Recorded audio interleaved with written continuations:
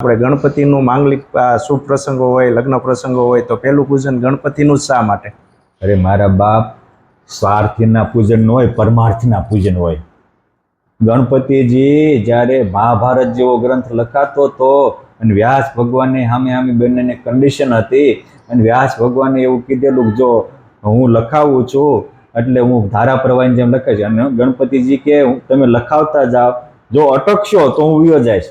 ત્યારે ભગવાને કીધું હું લખાવતો એ પાછા ભૂલી ન જતા, એ તમારે ધ્યાન રાખવાનું. અને લખતા લખતા ગણપતિજીની પેન છૂટી ગઈ તો ગણપતિ ભાત લઈને એક દાંત તોડી નાખ્યો અને દાંતની કલમ કરી અને મહાભારત પૂરું કર્યું. જે પોતાના અંગનું બલિદાન આપી શકે એ ઘરે ઘરે પૂજાઈ શકે. એ હનુમાનજીનું લાંબુ નાક આપણને શીખવે છે કે લાંબુ નાક રાખવું હોય તો થોડુંક સાગર પેટા થાવ, પચાવતા શીખો. એ નકરું નાની નાની બાબતમાં ટોર્ચરિંગ ને ઝઘડા કરતા બંધ થાવ. હનુમાનજીનું મોટું પેટ એ આપણને માન અપમાનને પચાવવાનું શીખવે છે. હનુમાનજીનું ગણપતિજી મહારાજનું લાંબુ નાક એ આપણને લાજ રાખવાનું, નસરમાં ન થવાનું શીખવે છે. આજના જુવાનિયાઓ નસરમાં થઈ જતા હોય છે. ગણપતિજી મહારાજ નું વાહન ઉંદર છે અને શિવજીના કંઠમાં સર્પ છે, છતાં ઉંદર ને સર્પને વેર હોય છતાં ભેગા મળીને રહે છે. માટે ગણપતિજી નહીં, આખો એનો પરિવાર પૂજાય છે.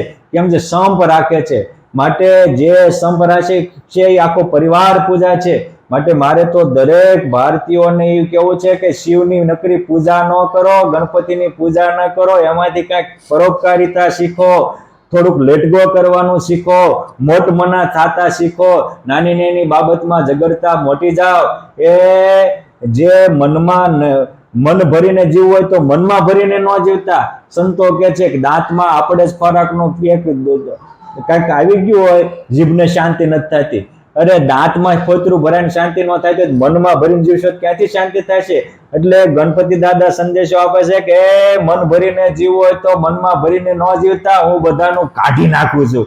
માટે જે ખોટું કાઢી નાખશે ને સાચું હાચવશે એ વિશ્વવંદની થાય છે ને હવનો પૂજની થાય છે અને એ ગણપતિની જેમ આદર્શ બની જાય છે. માટે ગણપતિ પરોપકારી છે, હવનું મંગલ કરનારા છે, હવને શાંતિ દેનારા છે અને એકતા ને જ્ઞાનના વાહક છે. માટે પેલું પૂજન એનું થાય છે.